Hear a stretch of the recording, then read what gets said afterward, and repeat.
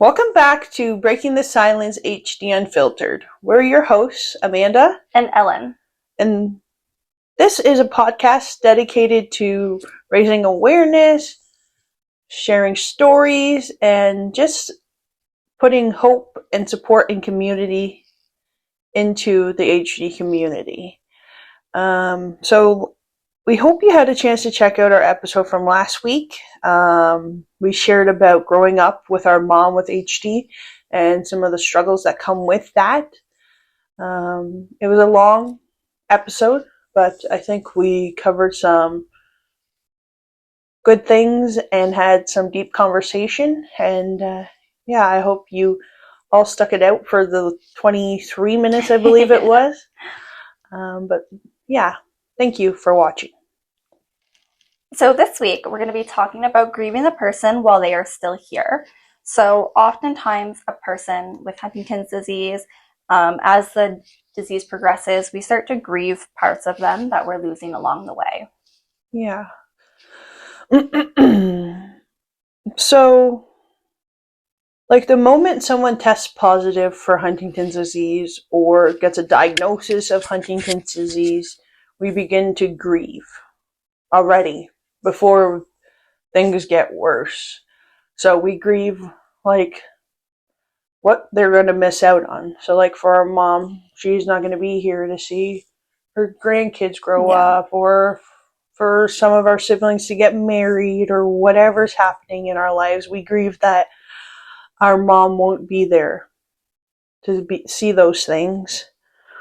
But we also grieve as the disease progresses and we lose parts of that person along the way, as like they lose their ability to talk or walk or eat or drink or whatever's happening.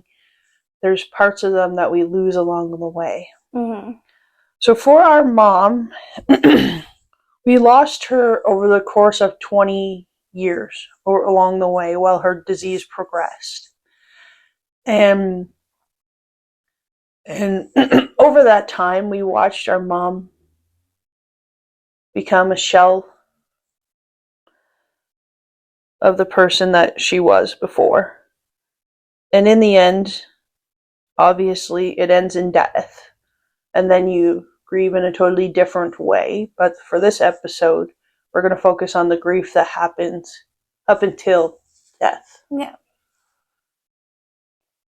So, how did you or do you deal with this type of grief? That's a loaded question. It is. I mean, you just have to take it as it comes, because it's not the person's fault that this is happening. Mm-hmm. And you don't want to get frustrated with them, because oftentimes you might want to take your frustration out on the person, but you just take it as it comes. That's kind of what I do with everything. It's just take it one day at a time, because otherwise you're just going to get overwhelmed and it's not going to be good. Yeah. So nobody deals with grief the same. You know, everybody deals with it differently. I completely agree with you, Amanda. Just taking it as it comes, taking it one day at a time. It's hard to go through. I don't really have any advice for this one. So, what are pieces of mom that we lost along the way? I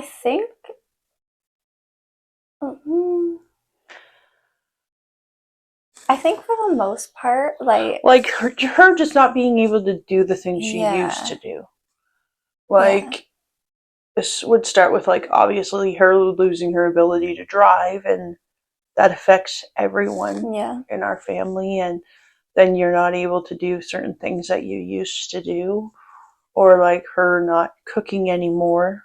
Mm-hmm. That affects us in different ways, because then we're missing out on that part of what our mom used to be. And then like when the psychological things come, then like you're missing out on, like maybe she doesn't know like how to recall stories or anything like that, or maybe she doesn't remember stuff. Like if you bring something up, she'll be like, oh, I don't remember that. Yeah.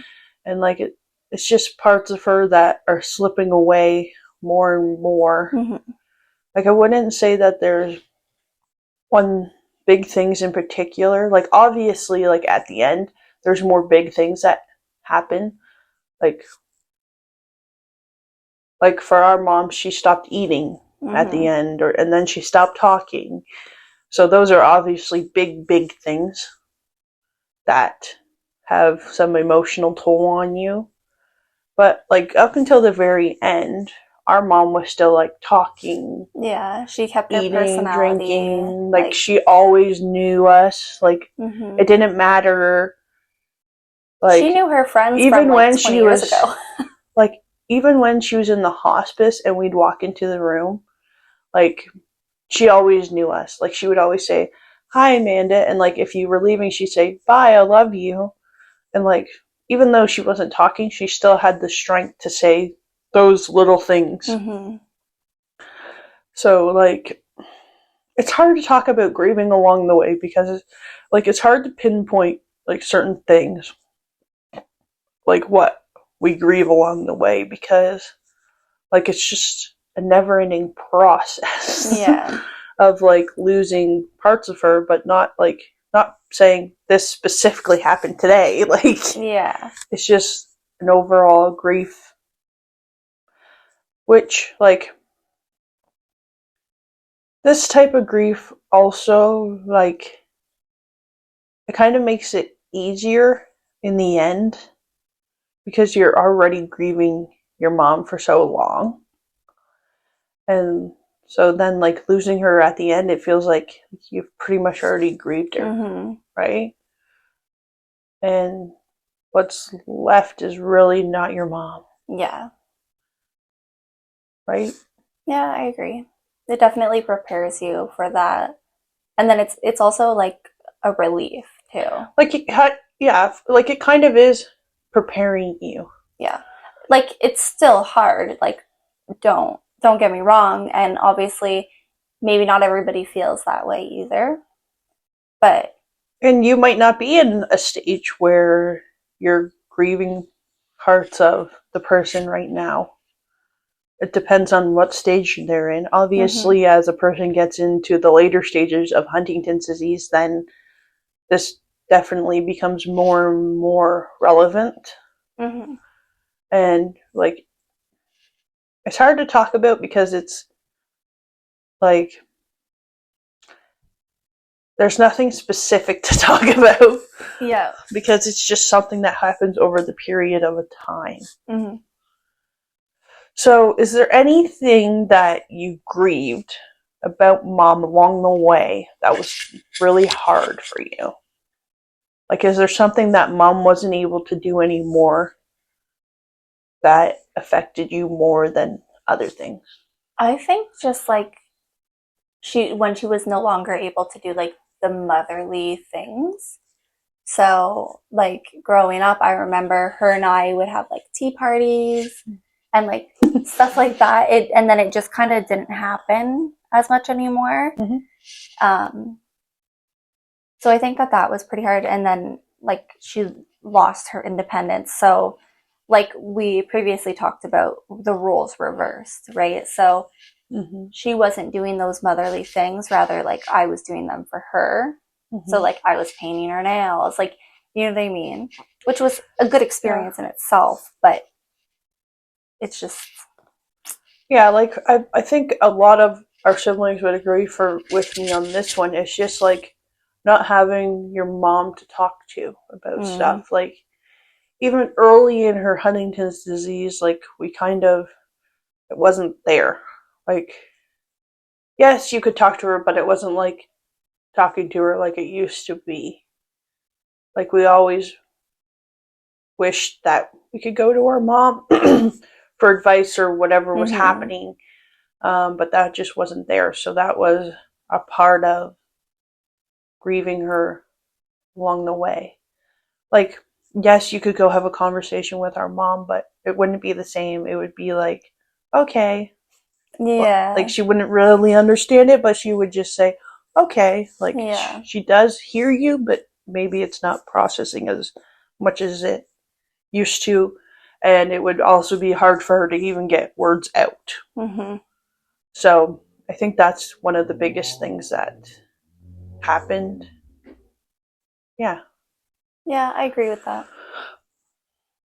But also, like, it's good to hold on to the little things. Like, as we lose the person, there's still some things that are still there. Mm. Like, for me, something I held on to that was really special was like going to the nursing home and playing Yahtzee with my mom. Our mom loved playing Yahtzee. She loved playing a lot of games, but like up until the very end, like I could still go to the nursing home and play Yahtzee with her and have a good time. And yeah, like I would, it's just holding on to the little things that are still there. Like our mom being able to say, I love you, and knowing who we are, Yeah. and always wanting to give us a big hug. Like, that's one thing that she never forgot who we were. Yeah. I mean, in other cases of Huntington's disease, that might happen, but our mom never once forgot who we were and always made it a point to tell us that she loved us 100 times Yeah. in one visit. Yes. So, is there any advice that you would give to somebody dealing with this type of grief?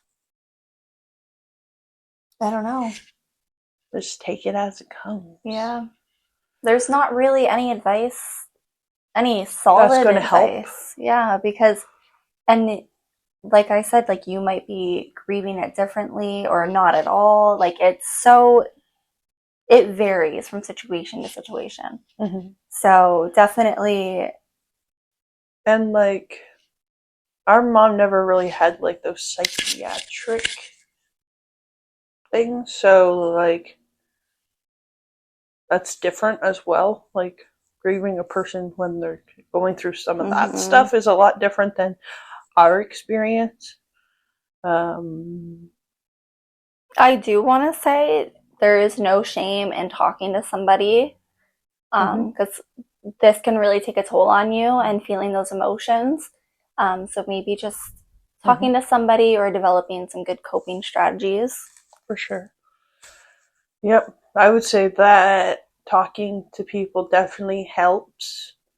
I did have a counselor at one point that when my mom was going through like her later stages that I talked to, and that definitely helped. But I also had a good friend that I would talk to, and definitely helps to talk to people. And to know that like you're not alone, and if you need somebody to help you with anything that's going on, building your support system is important. And sometimes like you don't want to talk to your family about it either, right? Like you might think that they might be the best because they're going through it too, but sometimes it's good to just talk to somebody that's outside of it. Yeah, I'd agree. Yeah. For sure. Okay, so we're also going to jump back to the talking about grieving when you get a test result. So, my genetic test result and being told I had Huntington's disease and was gene positive for HD, everyone around me has already started grieving. And what I mean is the same thing as when we found out our mom had Huntington's disease. People around us start to grieve for the life they thought we had. So, like, maybe we originally thought that we'd live a long life, like me and my wife, and now she grieves for the life that we won't have in the future. We don't know how long we have, and we're not going to say that this is the amount of time we have and that's it. Like, we don't know, but we know that it's not going to be forever, and my time will be cut short. But also, it affects my siblings as well as just anybody in our circle, anybody that's affected by me in any way, shape, or form. Um, this type of grief has already started. So, Ellen, Yes. do you feel that you grieved my genetic test result in Yeah. any way, shape, or form? I don't know if I would consider it grief. I guess you could, but it's like it for me it was like fear, and I think even now that still exists in me, but in the beginning that's immediately what I felt because you like we watched mom go through it, right? Mm-hmm. And so then it's just like another person that you have to watch go through it. Not that you're a burden, I love you. Great. But like it's difficult, and then like you said, you kind of wonder like how long or like what will you be there for? Mm-hmm. And like this all sounds horrible, but like you may be here like in the later stages, Mm-hmm. but you will be ill, right? Like it won't be the same as it is now. And we know that because of our feelings with mom. Yeah. Mm-hmm. So like things will change. For sure. Yeah. And like, I guess like when you first find out, it's much harder. Like being told that you have HD and then thinking about the future. That was probably the scariest thing for me as well. Like being like, well, I don't have a future. But that's not true. I realize that now. Like, it's just in the moment you have those feelings. And like, yes, I'm still scared, but I'm not as scared because I know that I have an amazing support system and I also have faith. I know I don't really share it much, but I do have a lot of faith. And my church community and those people are very important to me and have gotten me through a lot of my struggles. Mm-hmm. So I have to hold on to that. And whatever happens, happens, and just take one day at a time.